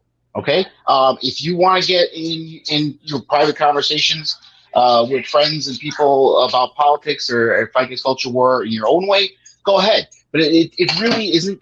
Other than feeding the hamster wheel you currently have, it is not going to give you mass appeal. It's not going to give you a mass following of people to sell your comic books. Just sell your books. You're talented. They will stand on their merit alone. You don't need this other shit. I have a lot of advice for Ethan. Hey, Ethan, if you ever watch this, I would still buy your comic, and I have a lot of advice for you. First off, Jeremy from the Quartering is wrong. Don't go back to your old stuff. I actually think, even though I have issues with him, and I think he's an a-hole, he could be charismatic on camera, and he has crossover appeal if he didn't just constantly make fun of people and try to soften his bark a little bit, reach out to opposing opinions, kind of like a Joe Rogan. Bring people on that you disagree with. Bring Preston on and say, let's talk this out. Bring Doug back. Yeah. Bring all your critics. Embrace your critics. Stop the fail campaign and the fail campaigners. Let them go, because that's been the issue when you left comics, and it's still the issue. And what do comic skaters say about DC and Marvel? They didn't listen to us. It's the same thing that comes up all the time. People do care about this, about not all this craziness and harassment and stupid stuff. It's just dumb. I don't even know how people find this stuff funny. It's like serial killer type stuff. Really. It's like really demented stuff. I don't see how anyone thinks that's funny. So get rid of that. Embrace your critics. And then quality control. Do not start Indiegogos until you see half the book done or some finished art instead of just an idea, or at least don't promote them on your show until they're at that point, especially if they're new. Right. It's different if they have a track history. But if they're a new comic skater, it's their first comic, you say, you got to prove it. And don't just be all about the show, the cars salesman saying, let's go. Let's show those SJWs. This is the culture war funding. And then nothing happens behind the scenes. As soon as the Comicsgate Live ends, everyone parts ways and just does their own thing. And that's why we're in this situation. That's awesome. My advice. Sorry. Oh, I think we might have kept Preston on longer than he's expecting. Oh, cool. Quite all right. I'm here. What's up? All right. So, are you going any more? Well, I don't know if you want to say which cons you're going to, but you have this week in comics. This weekend I will be doing Wizard World Cleveland. Cool. Yeah, I wish you success. Yeah, and go in case you're my viewer, not Preston's. I think a lot of your viewers came over. Yeah. If in case you're not subbed to him yet, sub to him soon so he can monetize his haters. Like that. And I also I have a really great looking comic book currently on Kickstarter, Guinevere and the Divinity Factory 2. All right, let me bring that up before we go. Alonga, do you have anything to say? You have a book out. Yeah, I do have a book out. Souls and Magic's Dawn. It's up on Amazon. I could get the link, but I don't have it here with me. my phone. And for some reason, I hate when Twitter does this. It opened up StreamYards like in the Twitter window, so I can't get to Twitter. But yeah, if you just search Souls of Magic's Dawn on Amazon, it is up. Ebook, paperback, and hardcover versions. And of course, my channel, The Great Council, which I know Time Traveler won't subscribe to, but I don't care. I'm not too worried about that. But the rest of you guys, if you do want to watch some good stuff, Max is on there all the time too. And we have some really good shows with the Grey Order over there on my channel. And Preston, this is on Indiegogo now, right? Yes. No. Kickstarter. Kickstarter. Oh, I was looking at the wrong thing. Sorry. I want to link it before we end. Yeah. I gotta check it out too, because I gotta start reading more. Yeah. Start reading more comics, and your stuff looks really good. Yeah, well, that is part of my approach to quality. Is I want books that are very pretty. So, one, I make sure that the team that does the main cover does all the interior pages. So you have top-notch quality on every single page. I'm not bait and switching by just dropping the art budget on the cover and getting a different crew for the interiors. So, as soon as you can pull it up, or I have it if you want me to show you. Yeah, just share it. Sorry, I'm having trouble finding the exact. I found your old one that's closed, I think. Share screen. Window or screen. So we want here. Oh gosh, StreamYard. No, I want. How do I do this? Window. Okay. Just do the Chrome tab. Works best. Okay. Yeah. Well, then I would have to open it in Chrome. Hold on. Oh, okay. Sorry. I have it open in Firefox because I wasn't going to do any audios today. All right. Boom. Boom. I'm sure this makes for riveting viewing. All right. There we go. Okay, so now I'm gonna share the Chrome tab here. Share screen. No, share screen. Click. Your browser is black. Wait, what? No, sorry. Sorry. This is sucking. All right, you sure you can't find out? Now I'm back to you. Oh wait, sorry. Now at least I found my link while I was waiting for you. I think I might have found it now. Here, I can put it in private chat. Here, I'll put it in private chat. Okay. And then there's the link right there. And then you can pull it up over there. All right, there. And then we'll look at it too. Okay. Hold on a second. And actually, Preston. Yeah. Before this, I know you said you've done film. Before you started with the Divinity Factor, was that your first comic? No, first comic was White Lily. White Lily, which okay. Yeah, there was some people in the comments were like, "When's White Lily 5 coming out?" And that's probably gonna be May. Well, I mean, how many years have you been doing these comics now? Like about 3. And how many total you have out so far? Guinevere is the 6th book. Wow. And they couldn't give you the time of day. That's ridiculous. I know. I'm serious. I'm like, even if you dislike his personality, because it's personalities and cliques, in teams. Why would you have this guy on? He was a good face for the movement of someone that delivers. Exactly. All right. Let me get back to the. I'm fumbling here. Go check out Preston and Kickstart. I can't find. Go check him out. I'm actually not feeling good either. Were you having a hard time like sharing the screen, Max, or something? Yes. Yeah. Absolutely. Oh, thanks, Marie. I see. I hear you. I can't get to the link again. Hold on. Hi, Marie. Thank you. Hold on. I have my buds in, so she can't hear. Oh wait. Now I have it. Now I have it. All right. Let's now it looks great. I should be able to play the video too, I think. Sure, go ahead. Hold on a second. Sorry, everyone. You know how I am. I'm not the best at this stuff. Oh wait, I should do share audio. I almost forgot that. Yeah. Otherwise, you're just gonna hear like a really quiet me talking. Anyway. Make it bigger there. Okay, we're gonna play this. This looks great. Thanks.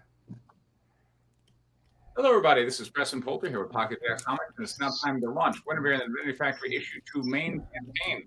I just finished mailing out all of the Make 100 Guinevere and the Divinity Factory Wow. issue 2 that we did back in like late December to January. I offered 100 of these covers. They sold out in 72 hours. You want one? Sorry, you're going to have to talk to one of the backers. That's how it works. Once it's gone, it's gone. You can't get it from me anymore. We're doing that again. Now with this cover, done by Miss Sashi. This campaign is going to be the only place to get this cover. After this campaign is done, I'm discontinuing that as a comic book cover. I'm only going to use it for T-shirts and prints and whatnot. So it should be a pretty good seller. And if you want to get some to flip, there is a tier of this campaign where you can get 10 of these. And in the first 72 hours, I'm also throwing in 10 of the base cover. So let me tell you about the value I provide here as a comic book creator. One, that's great. Just for being here, watching. I'm very video, quality focused. Get a free PDF of issue 1 because I want to see what we're providing. So down in the description, go click on that link. You will have the PDF for Guinevere and the Remedy Factory issue 1. It's gorgeous. The whole book, just page after page, with just gorgeous artwork and the story. Sorry, as the writer, I got to pat myself on the back a little bit here. It's a fantastic story. I think you're going to really love it. And after you finish issue 1, I'm sure you're going to want issue 2, which, hey, here you are. Let's talk.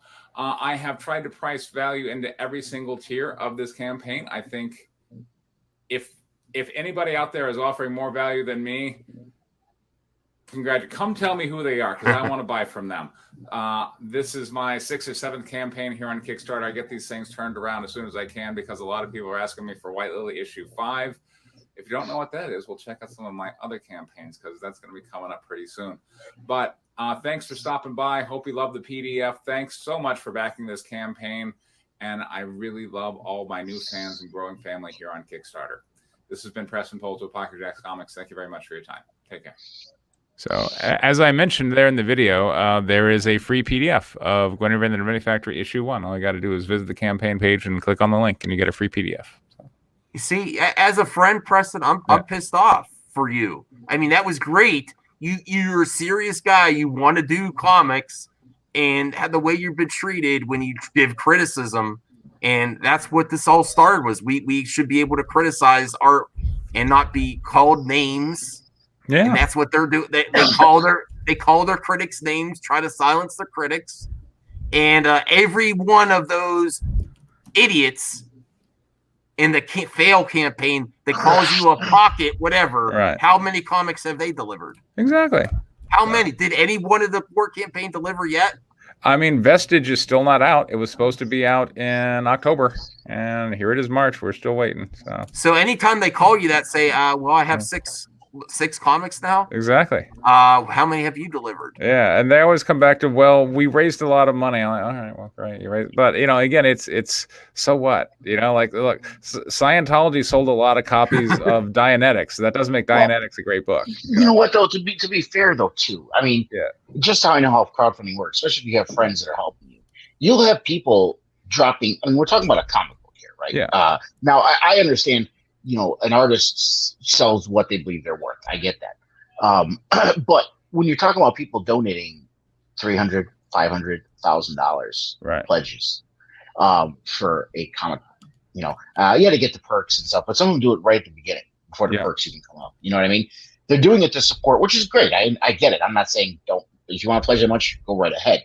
But the money, to me, it's always been about how many units did you move? Right. Don't tell me about the money. Tell me how many units you moved. Because that determines, in my view, the success and popularity of any kind of IP is how many units did you move. Right. You're right. They're not.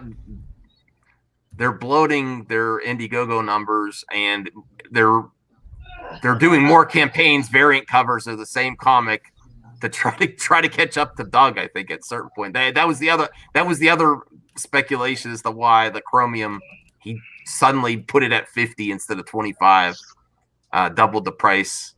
And that move was, like, look, you heard my approach on the Kickstarter campaign is, here's a cover. This is the only place in time to get it. After this is done, it's done. So, you as a backer, you have something that's very rare, like 1 of 100 last campaign, or this time, like maybe it might have been being like 1 of 200 issued or so, somewhere in that ballpark. That's a pretty rare book.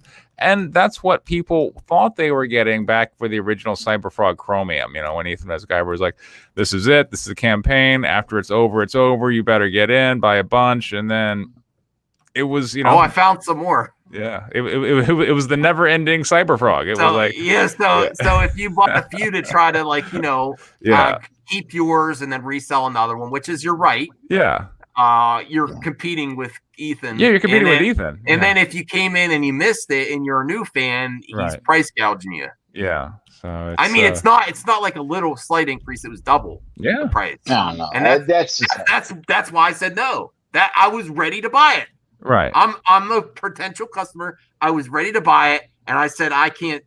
I mean, if it was like $10 more, 15, I could justify. Hey, it's keeping its price on eBay, but he did exactly eBay price. Maybe go a little bit. I don't know. I don't know how to handle that. You don't want to plummet the cost of your comic either to bleed the value, but still, I didn't like that move, and that's why I was like, I'm not buying it. Maybe I'm the weird one. I'd rather sell 1,000 ebooks at $5 a pop and make $5,000 than sell 350 hardcovers and make $10,000. Because why? 3 times as many people got their hands on my book. Well, it just shows you the way this Comicsgate's going to be in the future. They don't really. Is this for the comics industry? Is it for the consumer, or is it for the comic pros? And that's it. Right. And I mean, their argument is the consumer gets SJW free comics, and that's exactly. It. Yeah, that's you got to pay for it. Yes. Real. There's a video I have on my channel where I take a what I'm going to call a cope stream, where John Malin was just like, "All right, guys, listen, I'm tired." And I was a bit reminded of that sorority letter where like the president was like, I'm sick of the pledges not showing up and getting and acting nice and getting new pledge. And John May was like, listen, people, I'm tired of people not saying they're Comicsgate. Whenever you go on a stream, you have to be Comicsgate. You gotta we're tired of being the ugly girlfriends here. We're the rock stars. You have these opportunities. And he basically is saying, look, no one really knows about you for you. They know about you because of the group that you're with. So be loud and be proud about this group. And he very explicitly defines that Comicsgate is a collection of YouTuber comic creators who are all in an agreement to shill for each other. And that, they don't criticize each other. That's basically what it is. And he was very clear about it. Like, all right, so it's you can be a fan of that circle of YouTubers if you like, but the consumers aren't the focus. They're just, here's the creators and fans are fans. So. All the complaining Ethan did about comic shops, this doesn't help comic shops at all. No. I think they pretty much said, some of them said they don't even care if it's on comic book shelves. If they had a better image, they could get in the comic book shops. You can't now with the war campaign. Exactly. If any pro, like say Todd McFarlane, if they had a better image and didn't care about all this crap, Todd McFarlane might say, "Hey, you know what? I'll at least stream with them or something." And then Todd McFarlane has better connections than they do. Man, Todd McFarlane has way too much to lose. Right, exactly. Why would he go over there? Why would anyone with a right mind? And Ethan said, "I'm weird." Okay, Ethan, I'm weird because I want you to succeed and not be attached to internet crap. Anyone who knows comics at all, who's a fan of comics at all, knows the name Todd McFarlane. Okay, his social media presence and his name alone will sell to make it worthwhile. Okay, sure. If he was with Comicsgate, could he make an extra $100,000, $200,000? Yeah, but he'll probably sell $1 million worth or more on his own, even without him. So it's pennies in the bucket for him. But even like if someone interviewed Tom McFarlane and said, "What's your thoughts on ComicSkate?" I don't think he wouldn't even talk about it. He would just say, "I don't know much about it." Yeah, but if they had a better image, not war. Oh yeah. Number one thing, not war campaign. If war campaign didn't exist, almost half the problems would be gone. Half the problems. Yeah. And then you might have licensing deals with Netflix. You might get shows done. You might have people in the industry actually say, okay, these pros they were kind of pushed out. They weren't kicked out. They're kind of pushed gradually out. They're doing great stuff. They're not focusing on negativity. They're just delivering great products. And then the mainstream might, they're always like, oh, we're ousted from the mainstream. If they behave themselves, there'd be a story to tell. Then there'd be a documentary. I have to agree with you on that too. I got to agree with you on that too, because even though some of the things that they say in their streams are problematic, it's not devastating. You know what I mean? But when you throw war campaign in there, it just makes them. Yeah. That's why I told Adam Freded, I said, please make a documentary. I fully support this. And he got pissed as all hell. Me and him had a Twitter battle. He gave me an FU. And then he's making toy videos now, some weird toy stuff. So I don't know what's happening with the documentary. And the other thing, if you look at the Guinevere campaign, I got 164 backers. I'm about to hit my $5,000 goal, and it hasn't even been up a week yet. And a lot of these, thank you. And a lot of these, people who are now consistently part of the Ethan stream, like Adam Post, is on Ethan's stream a fair amount, and he's about to come out with College of the Dead too. His initial backer count was like 180 and $5,000, but that was with Ethan's shilling, and over like 30 days. So I'm definitely outperforming Adam Post. And does that mean, I think that should kind of give you a relative barometer of the strength of Comicsgate and how much it really, benefits new creators. Like I'm seeing a lot of campaigns, $5,000 or under. And there was, like maybe backers that are struggling to hit 100, and really struggling to hit 200. So I don't know. Like my campaigns are growing every time. I get more backers and more money. So. Hey, good job. Thank you. I mean, I don't need to repeat, but I don't think you've done anything against the law or anything. No. You're just expressing your free speech. Yeah. The other thing that drives me crazy is like what they think is an attack on their business is absolutely ridiculous. They're attacking us. I'm like, Are you serious, bro? Exactly. Don't you criticize other people on the internet too? Don't you get it? And that's like the weird thing is that, when they attack, they will do ridiculous things and look for some sign that they've angered you.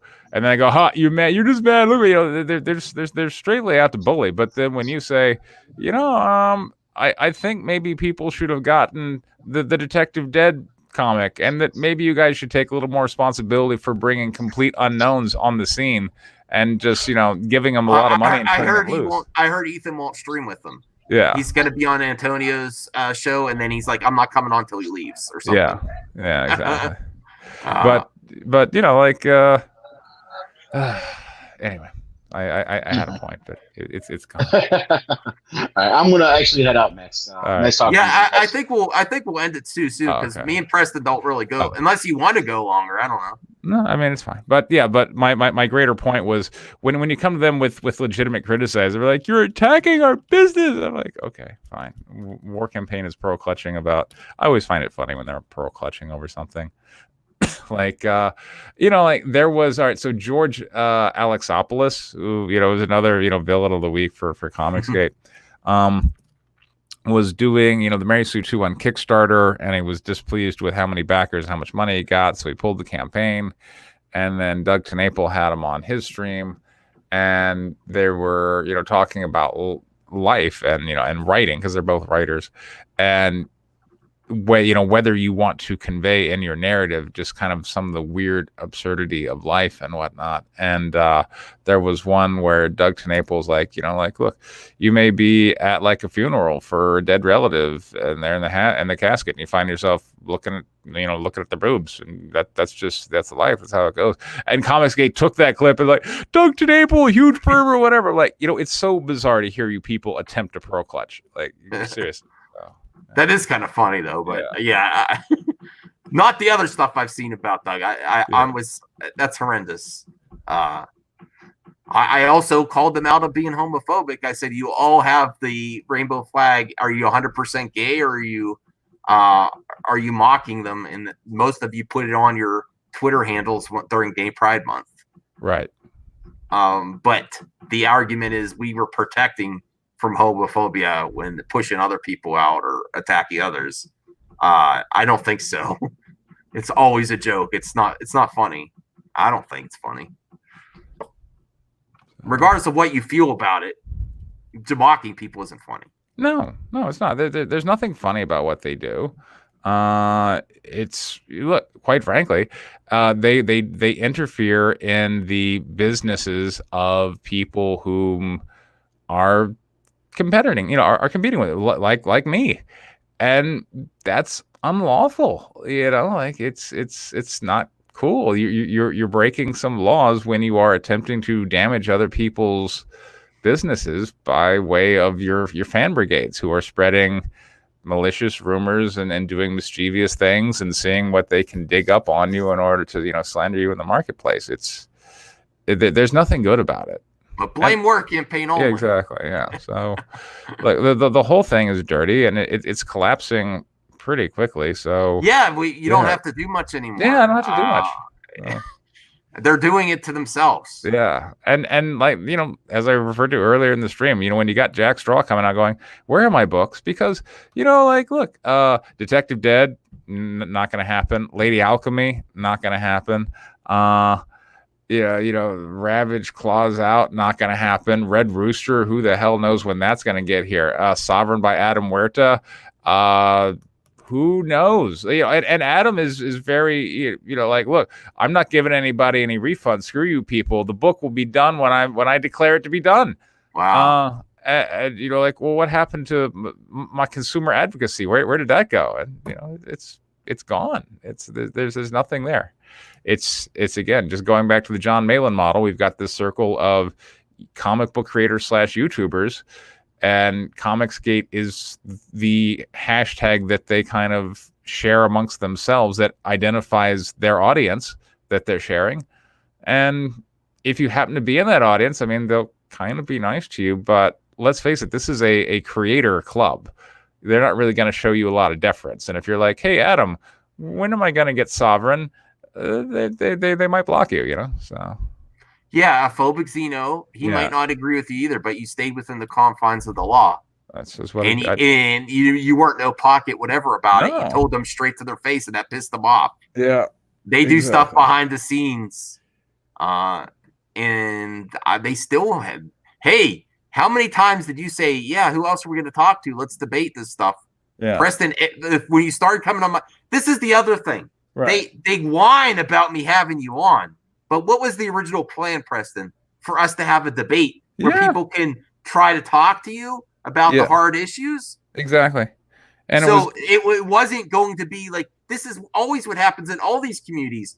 My whole platform, my channel, I always wanted to have two different sides of an argument, working things out, discussing the hard topics. No one wanted to do it.